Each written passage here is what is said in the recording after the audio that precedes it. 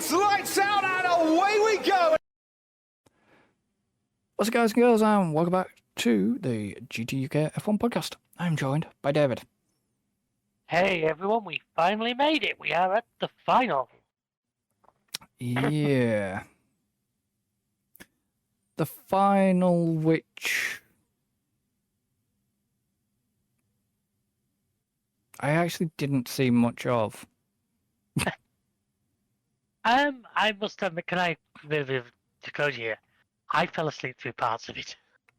What, the race?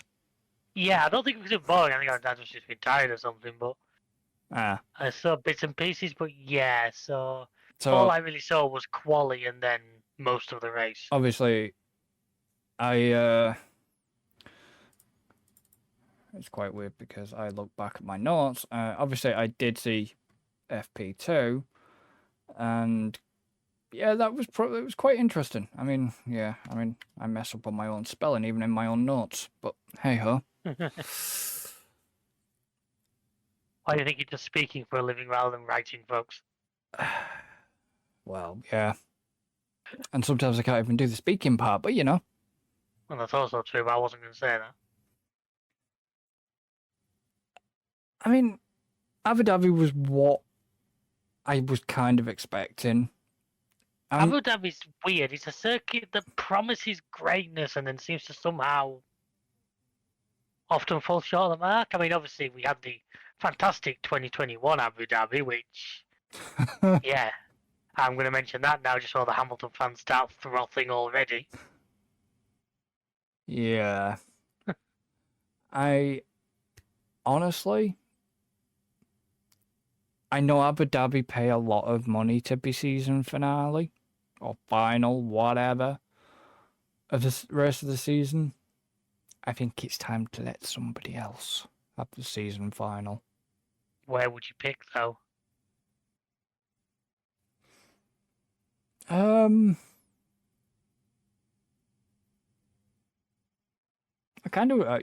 Weirdly enough, I would put probably Jeddah at the end. Yeah. You've also got to watch, because the thing is, it's not as simple as just... Oh, we know. You got to think about weather and stuff, and money. Well, even taking the money aside, if you assume every circuit would be willing to pay you, like you couldn't make Spa the final race of the year. No. Because chances are you'd probably be doing it in snow. See, you can't even put Vegas. Can't even put Vegas at the last race of the season because look at the trouble Vegas caused this year. The cold weather, the time, you know. I also will give Vegas credit, first ever year, so we'll give them some leeway that.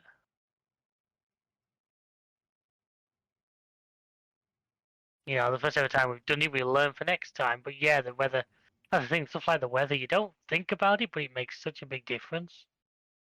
You couldn't have Sao Paulo. I mean, Jesus Christ, look what happened at Sao Paulo this year.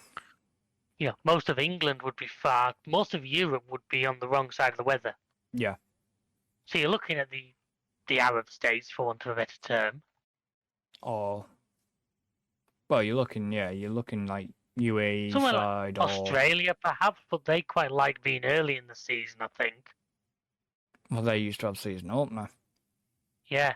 I mean, Bahrain would probably be a reasonable shout, but they are now season opener. Bahrain like the season opener, don't they? So, I mean, I don't know, honestly. Like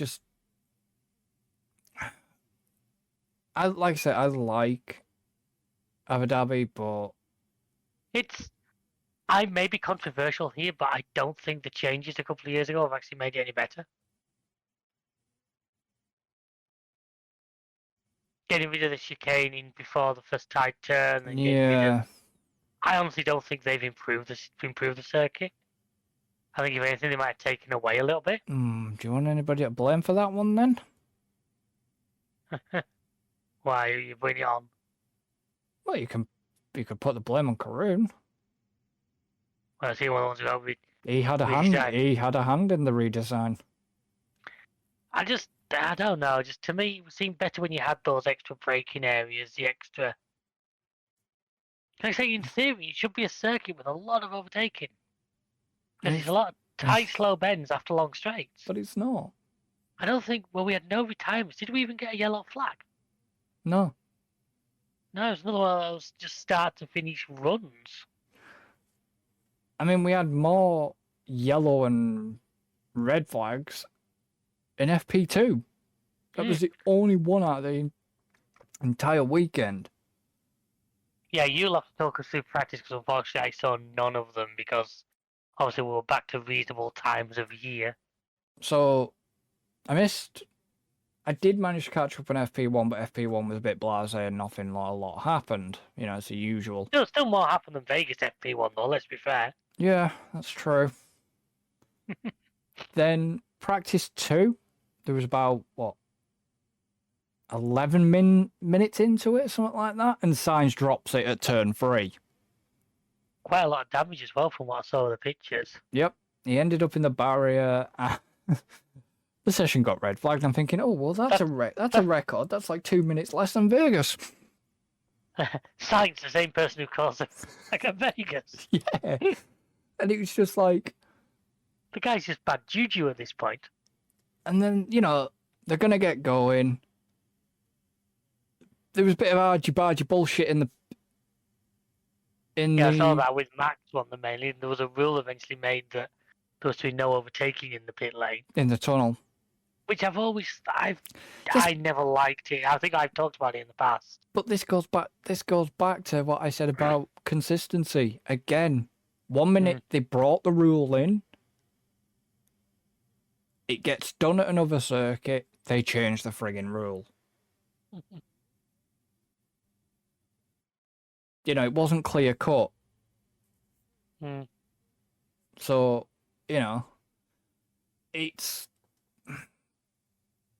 They need to take a damn good look at themselves now and realise how... Anyway, I want to critique FIA rant, ladies and gentlemen.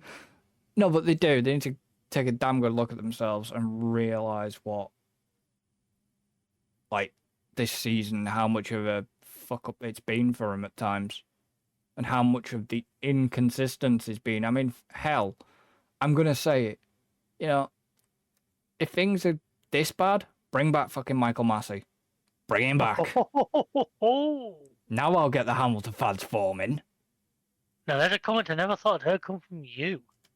I wanted him back. I wanted Michael Massey back after when they decided that they were going to go to the free race director things. When they did the free, I'm thinking it's Well, not. I was still fully expecting it to be 3 every race, not just 3 when they felt like it. And then it went down to 1, and he's probably about as useless as a cock-flavoured lollipop. Nice dodgeball reference there, I'll give you that. But there was some... Not the quote I particularly like, but I know you can use the quote I particularly like. Yeah, I couldn't use the one that, But honestly, it's just been an almighty shambles from the FIA this year. Probably the biggest shambles since last year. And, so the session got got going again. Then Hulkenberg decides, I'm going to light up the tyres on the first corner, spin it and bang it into the barrier.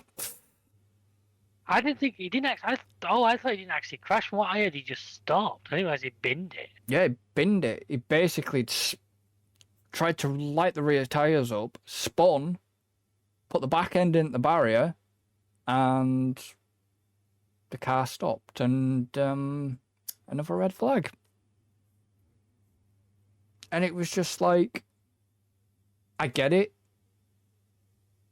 Because of the fact of, they've been rushing out, not properly doing the tyres, cold tyres. You know what it's like when you light up your tyres, don't you? Oh, yeah. And basically that's what happened. And, yeah, I mean, practice 3 was just the whole usual, blasé. There was more excitement in the F2 than there was And I never saw that either, unfortunately. But so I don't know when I heard it. I can't remember if it was qualifying or if it was in the race. But apparently, Vowles, or James Vowles, William team principal, yeah, is going to make the decision on Sargent after the season. So it's going to be any time now until the point of testing. yeah. So it's any time from when the season finished, which was Sunday. About 88 days he's got, or less, to make his. Isn't it about 89 days till the season kicks off again? 90 something, isn't it? Something like that, anyway. Last I heard, though, he was. No, it was still the one unassigned one, wasn't it? Yeah, he's the only unassigned driver, basically. There's only one. What do you think? Do you reckon he'll be back next year or what? Isn't Vowles ex-Mercedes? Yeah, he was. I mean, will he be ruthless? That's the thing. Will he be ruthless and say no? Well, he's got to do what's best for you've got to think what's best for the team, haven't you? The thing is, Albon proved that that car's actually not as bad as a lot of us gave it credit for. The Williams Sargent unfortunately failed to follow that, and the trouble is, you were almost at the same position that you got with Stroll in the Aston Martin. The big difference is there's a reason why Stroll keeps his job.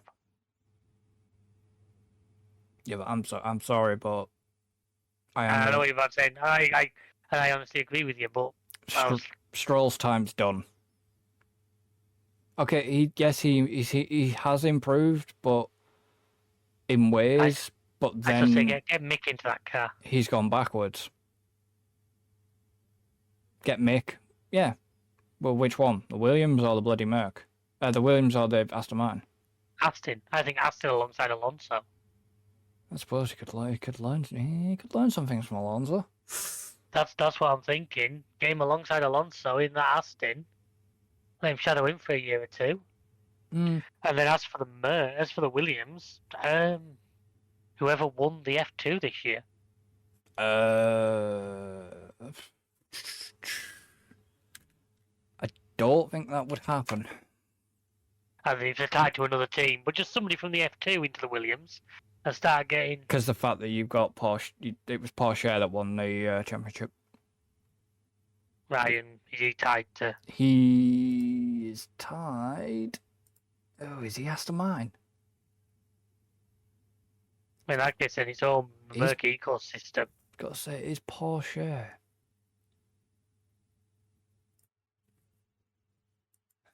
I'm going to have to just quickly fact check this.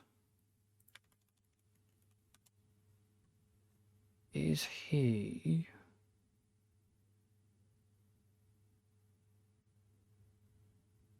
I'm just wondering. Is he? No, I don't think he is Aston Martin, actually, because...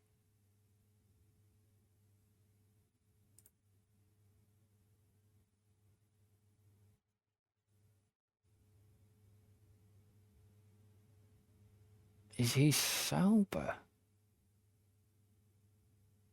Because I know he was doing...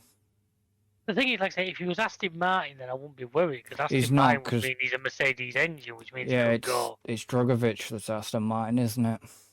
Well, drag him into like the Williams then. Hmm.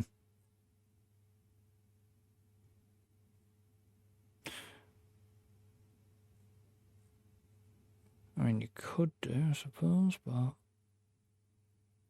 I'm just wondering if...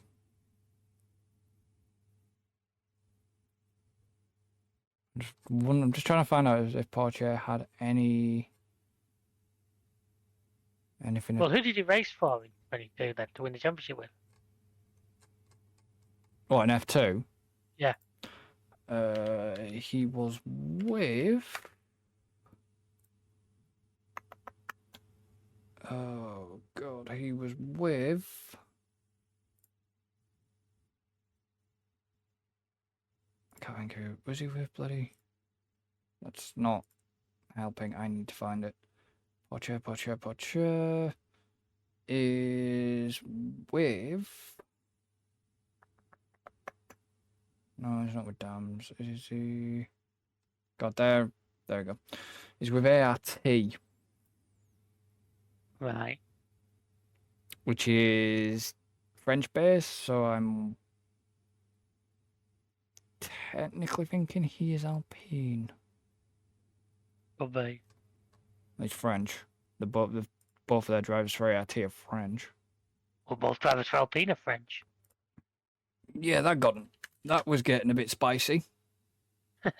Won't be the first time those two have fallen over each other, let's be honest. So, qualifying? Qualifying I did see, yeah. Qualifying, obviously Sainz straight out in Q1, maybe the crash and the lack of running time hurt them a little bit. The problem was everybody had a strange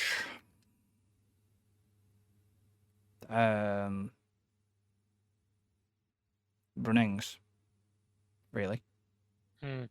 Nobody did long runs. Yeah, well, like I said, a lot of the sessions got cut and various things. It just didn't happen, did it? You know, stuff ends up getting.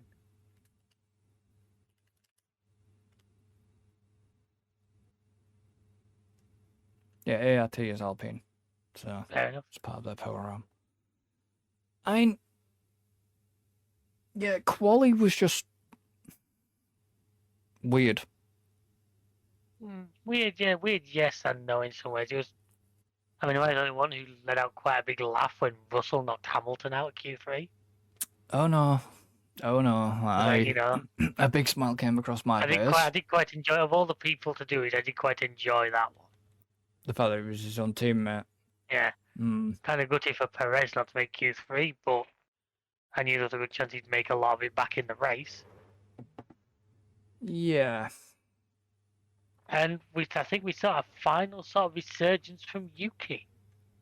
Maybe a little late, but Maybe a little late from Yuki, but yeah, no, Yuki. I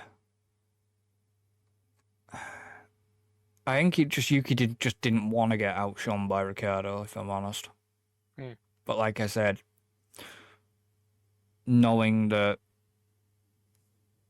Danny Rick had that contract, I still think it should have been Liam Lawson, but hey ho. Don't get me wrong, Danny Rick did. Yeah, well, like I said, I largely agree with you on a lot of these things.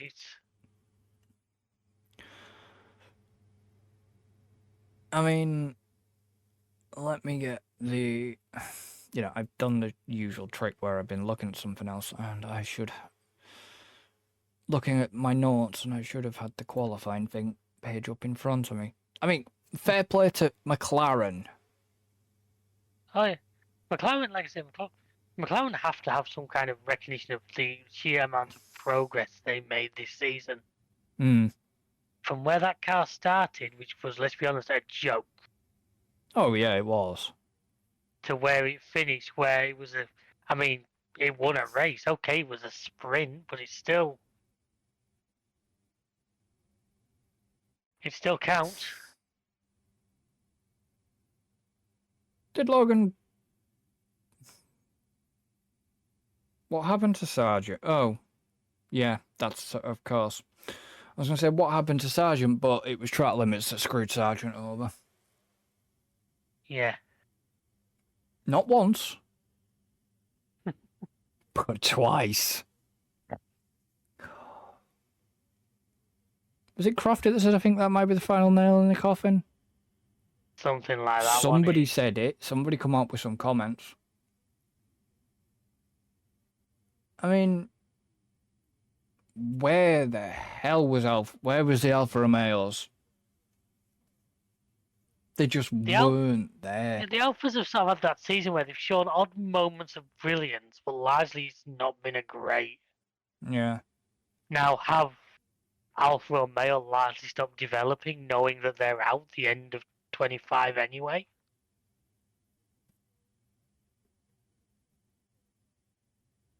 Well, Are we starting to see a slowdown? well, Alfa Romeo is out. Yeah, because he's becoming the Audi team. Well, they bowed out at the end of this year. I thought the Audi didn't kick in till 25 or the latest, if not 26. The engine, yeah. Technically, he's never had an Alfa Romeo engine. It's always been a Ferrari engine. Yeah, but no, I can't remember if it was this year or next year, but I believe Alfa Romeo is bowing out. Yeah. We've got a couple of, we've got Ford coming in with Red Bull. We've got Audi coming in with Sauber. A good time for the F1 for engines from new manufacturers coming in. I mean, well, it's Alfa Romeo Sauber, isn't it? Is it? At the moment, yeah. Yeah. Alpha Tower is getting its name changed. Yeah, they haven't fully revealed what yet, but it's to do with the sponsors in it. Yeah. So, I mean, OnlyFans Red Bull coming next year. I mean, the shock of the qualifying as well. We're seeing signs go out. But I said, yeah, signs out in Q1. Like I say, is that lack of running? Is that with being in the car early and the loss of time? Yeah, I think that was it with him being in the car and they were struggling for setup there. You know, I mean, okay, Daniel Ricciardo for Q2, Albon Q2, Stroll Q2, Ocon Q2, Hamilton Q2. And Gasly was driving the arse off the car. Perez, well,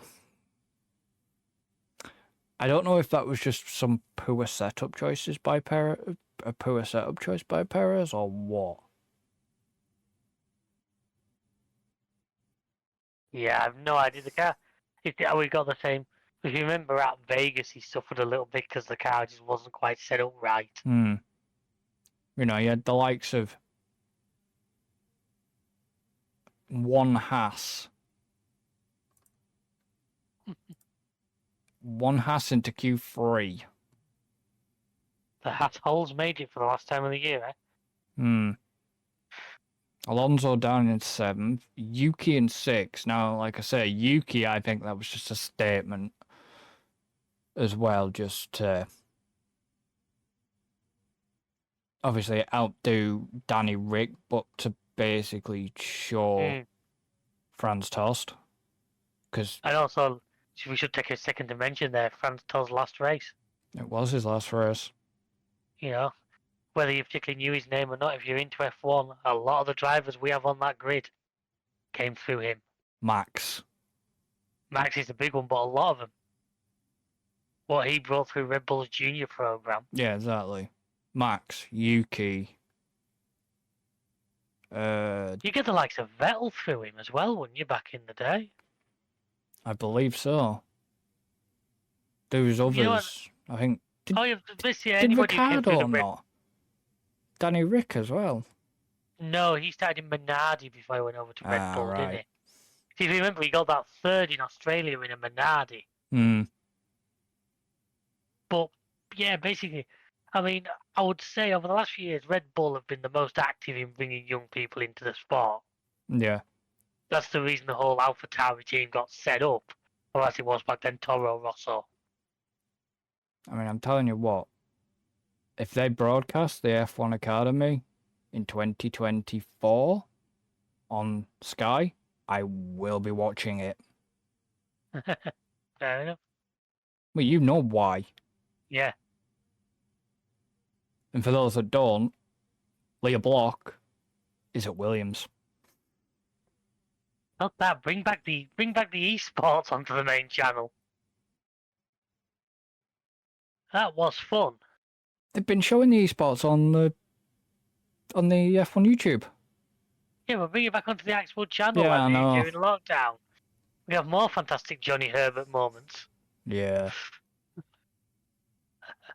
But yeah, no, qualifying was just what it is. About like I say, apart from the two upsets, was like Sainz going out in Q1 and well, not so much of an upset of Hamilton going out in Q2, but Hamilton and Perez missing Q. Perez didn't quite make.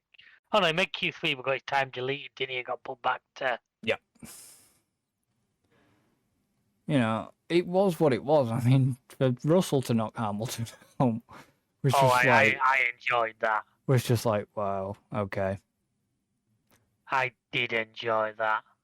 And, then we just get on to the race, and I don't know. This is where I honestly don't feel there's a lot to talk about. There isn't. That's the problem. Like I say, I mean, as I said at the beginning, I fell asleep during parts of it. I'm not saying that because I said it was particularly boring. I don't know. It's just this is me of recent years, old age, catching up with me a little bit sometimes. It just wasn't. But like I say, no yellows, no safety cars, not a lot of overtaking. Okay, we had a minor attack from Leclerc at the start. And then I will get onto Leclerc as well later on. And then it was just business as usual, I mean, I will say, and I've said this before, but whether you like Max or not, whether you enjoy this era of domination, which I don't. I do. You've got to admire. He was the only driver who finished every single race this year. Yeah. He finished every single lap. He won something like 85% of the races. He led over 1,000 laps. Level of perfection, and there is no other word for it, is not that often seen in sport. No. For that car to complete every single lap of that season, no mechanical problems, no crashes, not get run into by anybody else. Well, the chances, the amount of sheer situations that has had to go the right way is quite frankly mind-blowing. Well, he did have a slight... Have we ever had another season where somebody finished every single race? That one for Crofty's stat man, wasn't it? Yeah. Yeah, I honestly, I don't know how to start Googling that one to look it up, but maybe back in the year when we only had 3 races in the season or something like that. Well, Max did. He had a gearbox issue, but it wasn't enough to cause him too many issues, shall we say. Okay, there have been 9 occasions where a driver has recorded no times during the season, and only 2 where a driver completed every single lap in a season. So there's been what? 9 and 2? There's been 9 recorded, no retirements. Right. Now, this article is from 2019. Yeah. So, I don't think it's Dan Gurney in 1961. Well. Completed every single race. Richie Ginter in 64. Michael Schumacher in 2002. And here's the curveball. In 2008, Nick Heidfeld. Bloody hell. There's a name I wouldn't have expected to see on this list. Hmm. Not anything against Nick Heidfeld, but as far as I'm aware, the guy never had many sort of wins or championships to his name. He never won a championship as far as I can recall. No, but if he's completed every race, then, Kimi Raikkonen in 2012. Good old King Kimi. Max Chilton in 2013. Hmm. Your old mate, Danny Rick in 2016. Yep. Hamilton in 17. Hamilton in 19. Sainz in 21. Yep. And apparently Giovinazzi nearly did the same in 21, but retired at Abu Dhabi. 2021 Abu Dhabi. Oh, what a great race that was. You're just rubbing salt in the wounds here now. But anyway, so that's actually more than I thought, to be honest with you. Yeah, and so yeah, the race was a bit blasé. Then we had the incident. We had the little bit of an incident between Perez and Norris.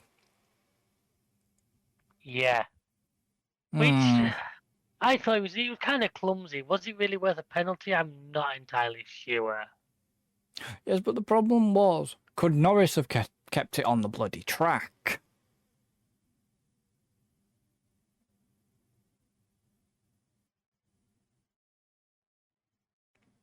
That's the thing. Yeah. Could Norris have kept it on the track? Possibly, given well, it would have been pushing.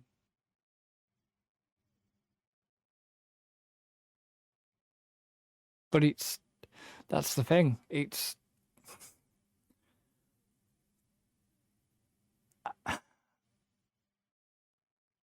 You know, some of them were saying, oh no, Perez isn't going to get a penalty, but then he ends up getting the penalty. Which was a bloody shame. It's not been any like real championship adjustment. No. I think he still got second. He did. Sainz got screwed by strategy. Ferrari strategy at their finest.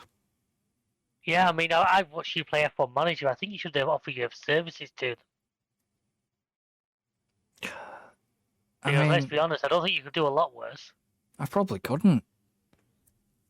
What the? I get it. They were banking on a safety car from previous from previous years. You know, there was a 40% chance of a safety car. But what? They screwed him royally. Mm. And they pitted him far too late. Far too late. Oh, yeah. And that hurt him because he basically... Sainz started 16th. He finished 18th.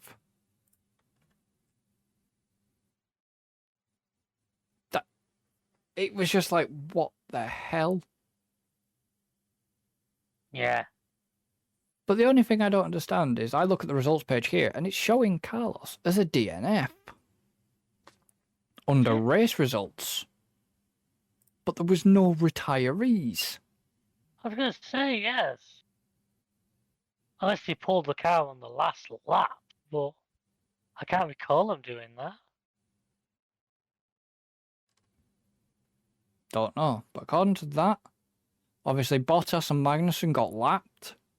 And according to the results, Carlos got DNF'd. Wasn't a disqualification, it was just classed as a did not finish. I'm reading here.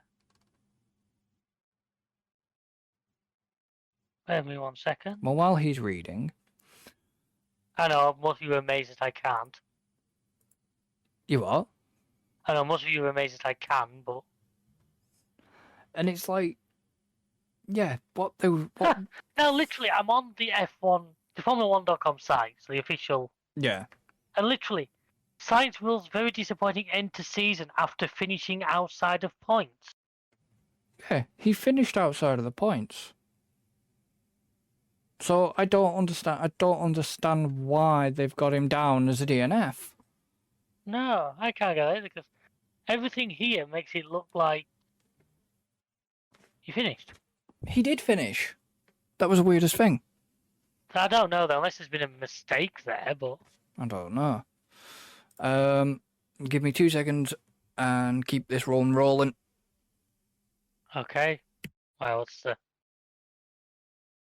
Just keep going. Alright. So, yeah, I don't know what I was going to say, really. Just from the end of the season, as I've already said about the sheer dominance of the Red Bull. Like I say, I must say I'm not the biggest fan. I would much rather see a closer fight, but just see what next year brings. Where, you know, we're still a couple of years away from big regulation changes. That will be the shake-up because it always is. But we had such a topsy-turvy. God, I recall us at the first couple of races talking about the possibility of an Alonso win because that Aston Martin came out the blocks like a bat out of hell. And then I don't know if it necessarily went backwards, but just I think everyone else caught up and just left it a little floundering.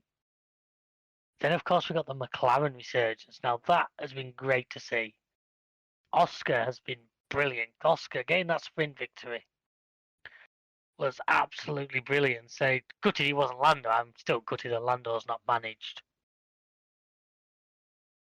to get his win. Well, got away. I mean, another Australian teammate. He's no chance for a while, has he? But Always a bridesmaid, never the bride. that's what I always say, isn't it? And you said it yourself. Even Crofty started using that one. It's true, though, isn't it? Yeah. You know, the poor guy's been so close on so many occasions. And he just never seems to quite work out. No. But I was just going through a few things. I say like how, we had Aston Martin start off great, die off. McLaren went the other way. Ferrari at times looked strong, but always seemed to they seem to unravel themselves. That's the issue. Yeah. They seem to, as you said, it was strategy calls. I know it's easy to sit here outside of the bubble and say, well, you got that wrong, you got that wrong, you could have done that better. But these are very intelligent people, paid a downside more than me and you. Yeah. And are supposed to know what they're doing. And some of those calls this year have just looked... I get, sometimes you roll the dice, you do things differently. Heck, you've watched me on the game roll dice and do something different. But I've always got a basis in logic when I do it. Yeah. I'm always a little bit like, I always got a good inkling that that's going to work. It's not just I'll take some wets on now. Let's see what happens, shall we? Yeah. And I just don't... Go on, sorry. Well, it's not just Ferrari. I mean, it's like you say, Aston Martin. I think a lot of Aston Martin was we know they got that update wrong mid-season. Yeah.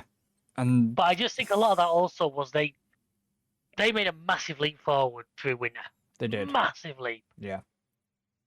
But then the other teams, just don't forget, every team is constantly moving forward. I just think after that massively, they struggled to maintain that pace.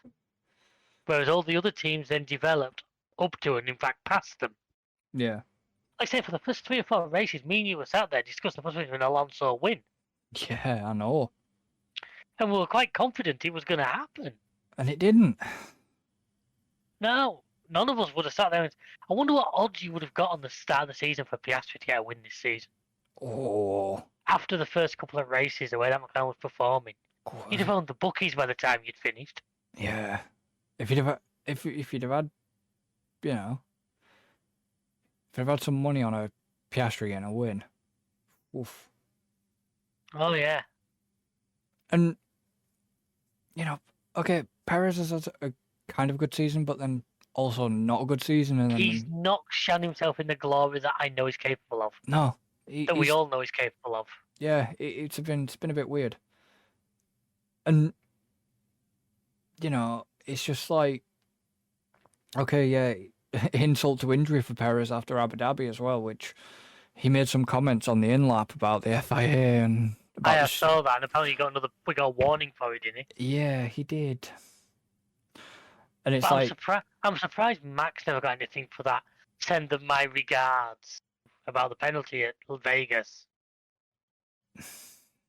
Because that was basically him saying he realises the penalty meant nothing, and if I'd been the FIA, he'd have been slapped with a fine for that one. Yeah. And I mean, Max, gonna say this, but Max has gotten away with quite a fair bit this year. At times. Yeah, but all these people who said we were bullshitting when we said Hamilton got away with the world, it's Yeah. But, okay, one of them, the incidents yet again was FIA fucking up, and they held their hands up to that. But, yeah, Max did get away with quite a lot this this season. It If I'm honestly got honest. away with it. There was also half the time where the penalties clearly aren't quite fit for purpose. Like a 5-second penalty means nothing when the car can romp away by a minute. Yeah. But Maybe some of these penalties need to be looked at.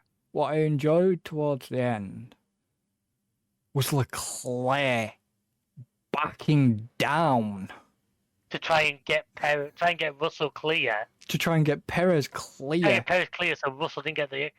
That's the sign of somebody who is so.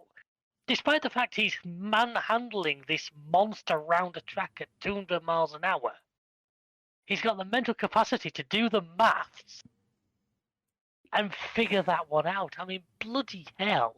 Yeah. Say what you say about him. He's obviously damn intelligent.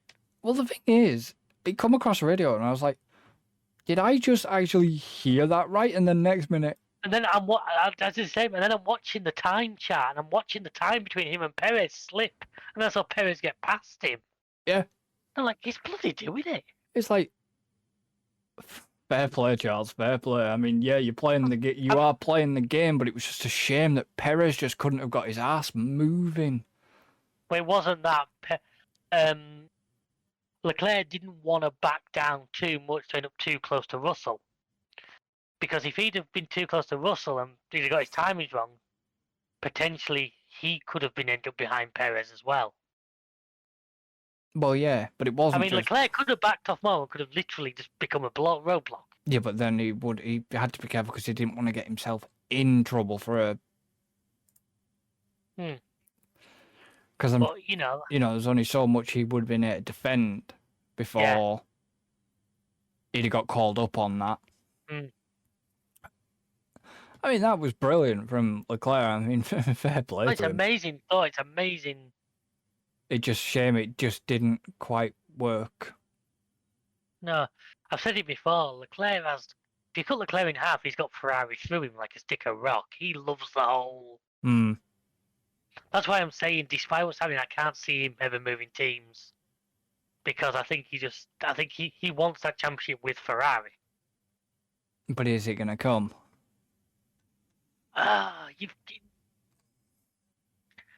The Ferrari. I'm not a Ferrari fan. However, I understand what Ferrari means in F1. Yeah.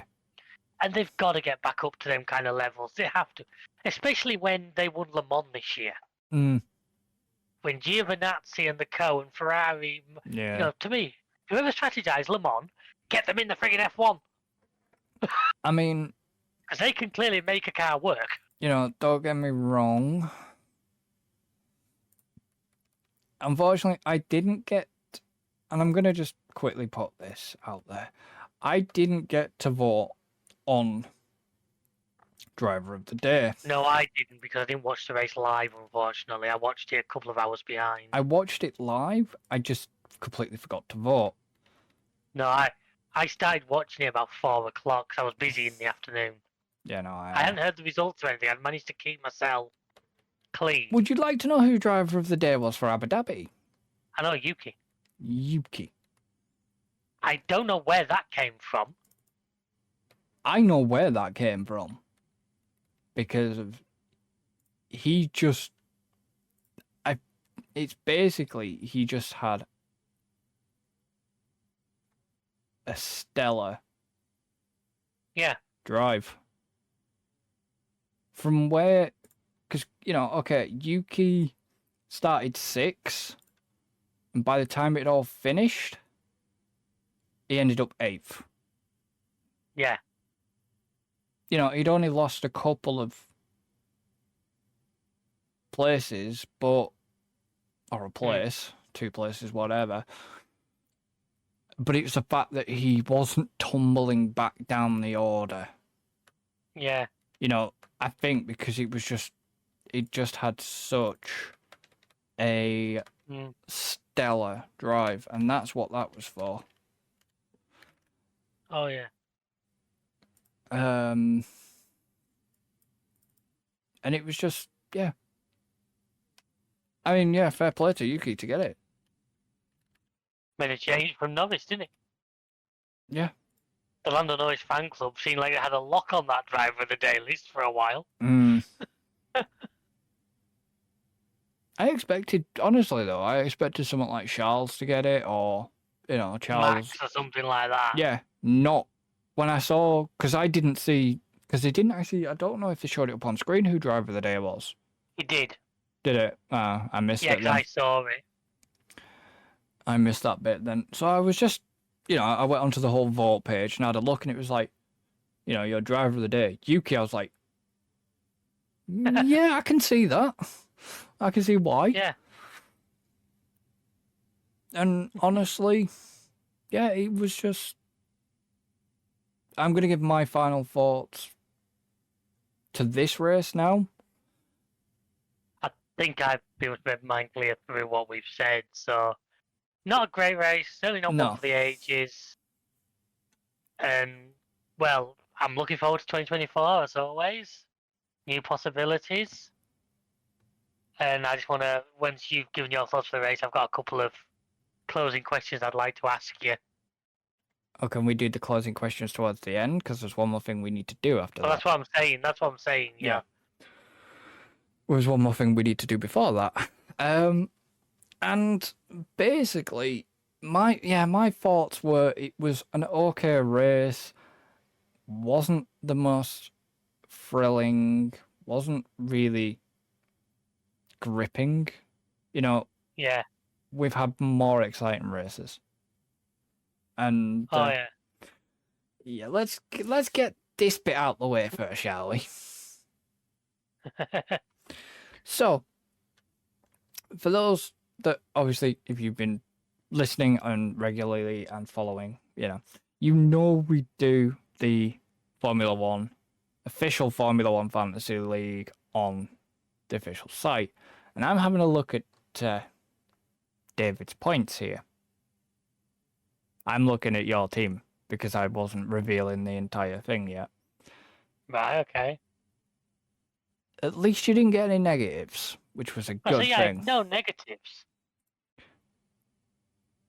I didn't get any negatives. Like I say, our team were very similar. I mean, you took it by the look. You took that race as well. I did. But I don't understand why I took that race. You had no negatives. Good Why did I take that? Why did I get the... Oh. Well, yeah, why Alonso? I think Alonso's the big difference between our teams. Because you had Max and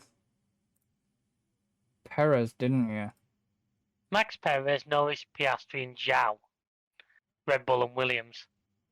Whereas I had McLaren.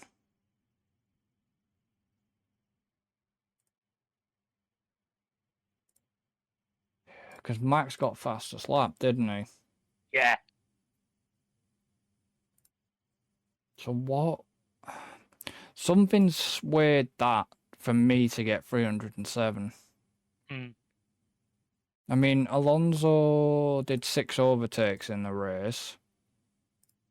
Norris did 6. Guan Yu Zhou did 8, so that got me 10. And Oscar did 6. Still can't quite work out why.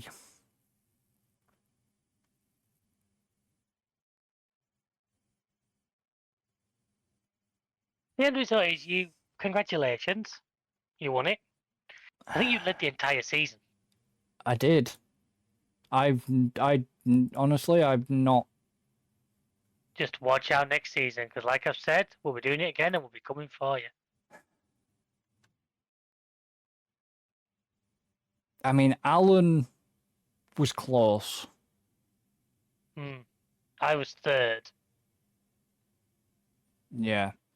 But like I say, one team only next year. Yeah.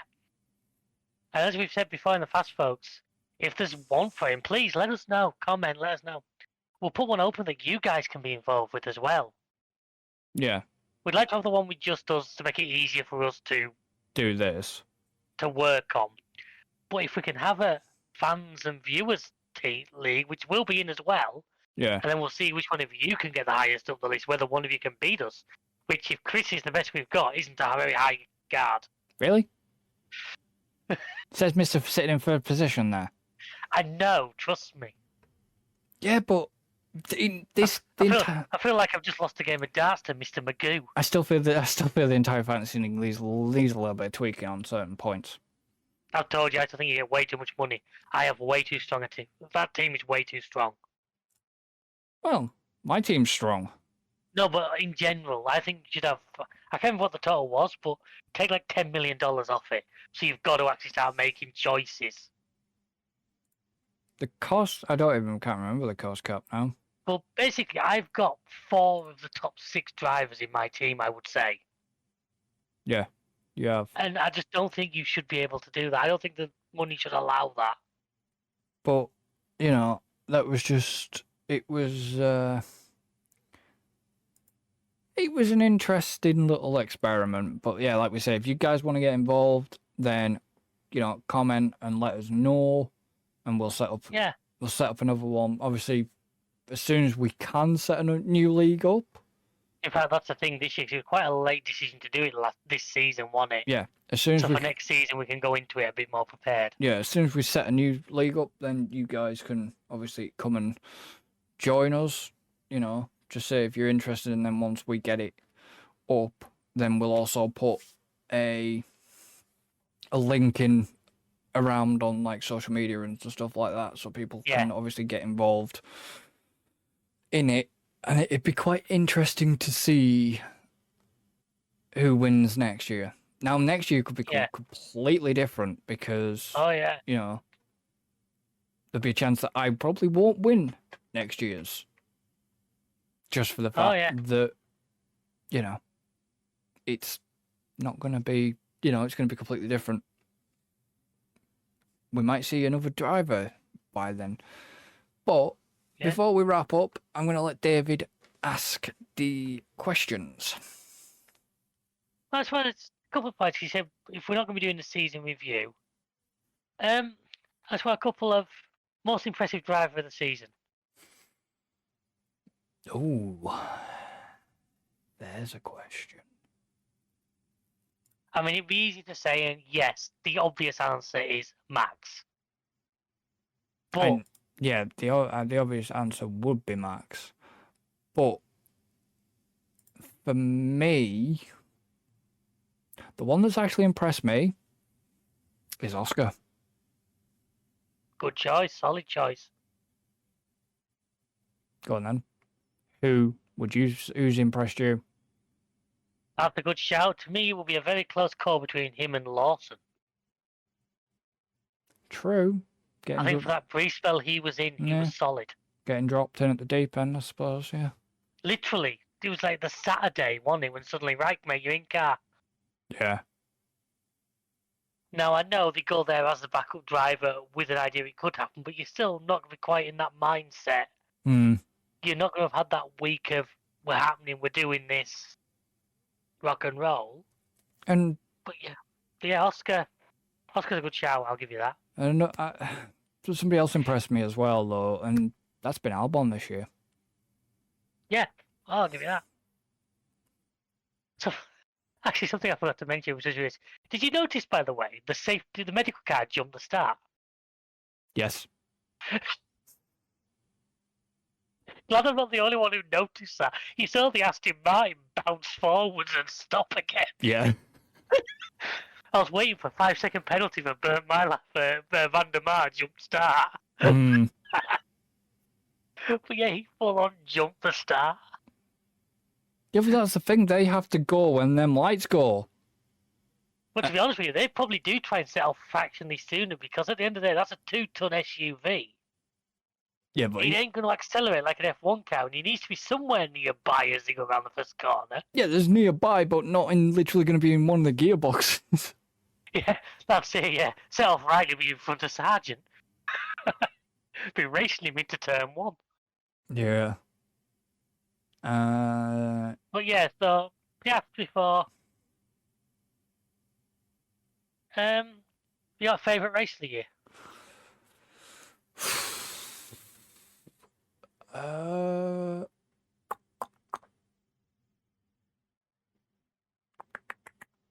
Good question. Very good frigging question.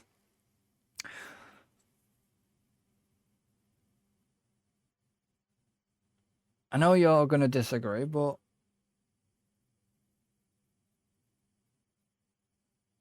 Silverstone's been there for me. Silverstone, right? But then again, I liked Monza. But then again, I like Vegas wasn't too bad. But I'll go on then. What was your favourite race of the season? Got to give Vegas a shout for what it was, and for actually kind of proving a lot of people wrong, because we thought it was going to be all spectacle and no go. But actually, I'm going to give it to Qatar. I think that whole weekend. No, that's not the entire reason. I know what you're thinking now. But for Piastri getting the sprint win. Yeah. That set it up brilliantly. And then, yeah, there was what happened in the race. But a track which seemed to genuinely have and cause drivers problems, which to me, these are meant to be the best. They're the kind of races we should be having. Yeah.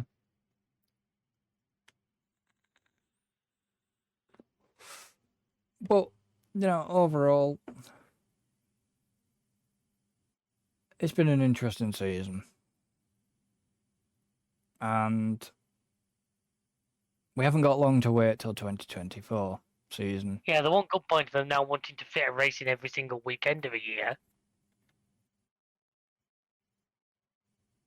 is, we're only like under 100 days till we do it all again. I mean, we already have the 2024 season. Calendar. We have the calendar. Yeah. So, and it begins, so we've got Christ, we've got some work cut out for us, boy. Next year, looking at these podcasts. Looking at the listing for these podcasts. No, we haven't. Oh, because it's not work, because we enjoy doing it. I know. But, you know what I mean? It's like, 3rd of March, for example, 3rd of March. Because we always wait. The reason why we wait the day after the race is because if there's any big... That's why we never do this the night after. It's because we got caught out once or twice where decisions, especially races that I work for, we're both UK based, for those who don't know. And when we had races that were like really late at night for us, or races that happen later, we'd end up doing a podcast and the next day they'd announce a lot of penalties and change the whole running order. Yeah. So we wait till a Monday, you get it on a Friday, we record it on a Monday. Then we know generally by then everything's come out. Yeah. We're not working on, we think this. We're not working on a provisional result. No. Because that just doesn't feel right to us. So it's a case of we're hoping to change the date of the podcast release for next year.